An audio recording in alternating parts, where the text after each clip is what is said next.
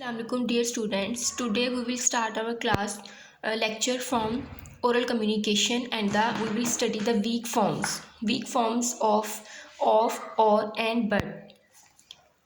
Week forms से मुराद कि हमारे पास वो सिलेबल्स जिनको हम प्रोनाउंस करते हैं जब तो उनको ज़्यादा स्ट्रेस नहीं करते, उनको ज़्यादा फोकस नहीं करते। उनको जब हम बोलते हैं तो उनका जो साउंड है वो बिल्कुल लाइट सा होता है। जैसे मैं यहाँ पे वर्ड बोलती हूँ, वी नीड सेंटेंस बोलती हूँ, we need some sugar and tea leaves. अब यहाँ पे जो हाईलाइटेड वर्ड है वो एंड है। एंड को मैंने बोला है लेकिन उसको पूरा एंड इस तरह से नहीं बोला, उसको स्ट्रेस्ड और फुली प्रोनाउंस करके नहीं बोला। I said we need some sugar and tea leaves. तो जो वर्ड्स हम ये जो वर्ड्स यहाँ पे दिए गए ना, ये प्रेपोजिशन उसमें आते हैं, जॉइनिंग वर्ड्स में आ रहे हैं। तो ऐसे वर्ड्स जिनको हम ज़्यादा स्ट्रेस करके नहीं बोल रहे होते वो हमारे पास ये वीक फॉर्म्स कहलाते हैं। The food is tasty but the quantity is less. Is this for us और for them? That's part of the problem. अब यहाँ पे कुछ एग्जांपल्स देखते हैं वीक फॉर्म्स की।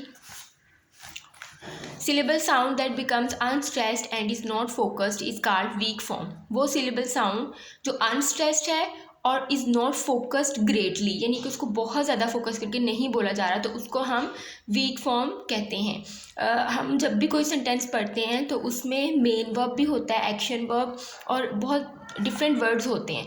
तो अगर हम इसकी पहचान देखें कि हमने वीक फॉर्म्स देखनी और हमें नहीं समझ आ रही, तो इसके लिए हम ये कह सकते हैं कि मोस्टली सेंटेंसेस में ऐसा होता है कि जो नाउन, वर्ब्स, एडजेक्टिव्स और एडवर्ब्स होते हैं ये कोई वीक फॉर्म नहीं रखते। मतलब कि इनको हमेशा फुली बोला जाता है क्योंकि ये मेन वर्ड्स होते हैं, लीडिंग वर्ड्स होते हैं। लेकिन जो एक्स्ट्रा वर्ड्स में आ जाते हैं जैसे कि प्रेपोजिशंस, प्रोनाउंस एंड कंजंक्शन, इनका जो हम प्रोनाउंसिएशन स्टाइल है वो थोड़ा अनस्ट्रेस्ड रखते हैं, तो फिर इनको हम वीक फॉर्म्स कह सकते हैं कि इस तरह के जो वर्ड्स, इन कैटेगरीज में जो वर्ड्स आते हैं उनकी वीक फॉर्म्स होती हैं। अब आपका होमवर्क ये कि आपने एंड, बट और ऑफ को यूज़ करते हुए इनकी वीक फॉर्म्स में 4 सेंटेंसेस राइट करने, जिस तरह से मैंने राइट किए हुए हैं। Let's read. Ali and Ahmad are best friends. I worked hard but I didn't succeed.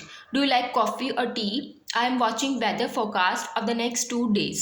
अब इन वर्ड्स में मैंने बोला है इन हाईलाइटेड वर्ड्स को, बट इनको ज़्यादा स्ट्रेस नहीं किया। तो आपने इस तरह की 4 एग्जांपल्स अपनी नीट कॉपी पे राइट करनी है as a homework.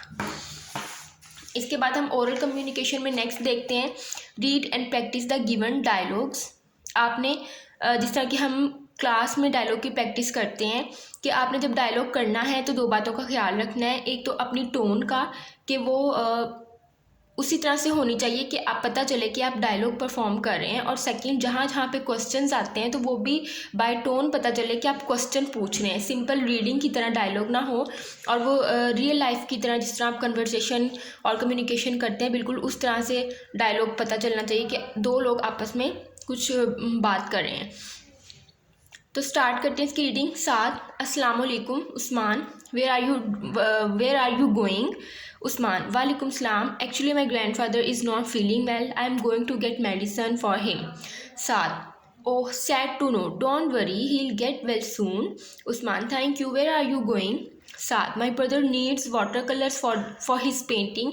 I am going to buy them. Usman, oh, take care. अब हम सेकंड डायलॉग को देखते हैं।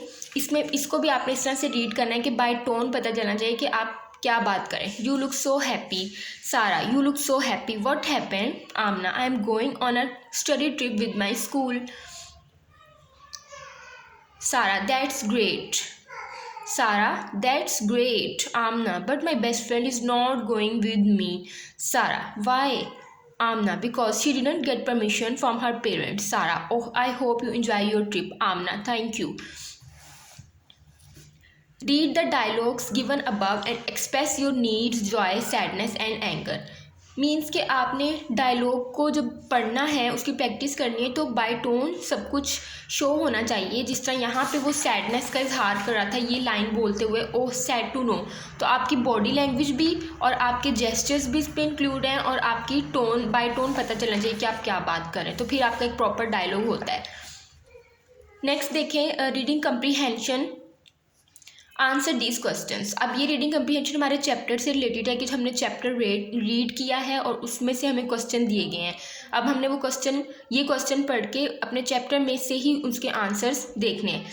What was the brochure about, कि ब्रोशर जो इस चैप्टर में हमने एक ब्रोशर के बारे में रीड किया था कि एहसन को उसकी टीचर एक ब्रोशर प्रोवाइड करती हैं, तो वो किस बारे में था। Today my teacher gave me this brochure on traffic rules. अब हमने इसको इस तरह से राइट करना है, हम यहाँ से यहाँ तक इसका आंसर नहीं राइट कर देंगे टुडे से, बल्कि हम उसको बना के राइट करेंगे जैसे एक प्रॉपर आंसर होता है। What was the brochure about? The brochure was about traffic rules. The brochure was about traffic rules. To whom did Ahsan write the letter and why? Ahsan ने लेटर किसको right किया था और क्यों write किया था? कल की क्लास में हमने एक लेटर भी रीड किया था, अब उसे देखते हैं। Ahsan, अब इसमें इसका आंसर आपको कहीं नहीं मिलेगा, हमने इसका खुद से, हमें क्योंकि कॉन्सेप्ट है तो हमने खुद से बताना है कि Ahsan wrote a letter to traffic police headquarters, कि उसने ट्रैफिक इंस्पेक्टर जनरल को ट्रैफिक पुलिस हेडक्वार्टर्स में एक लेटर राइट किया था। और क्यों राइट किया था? To resolve the traffic issues,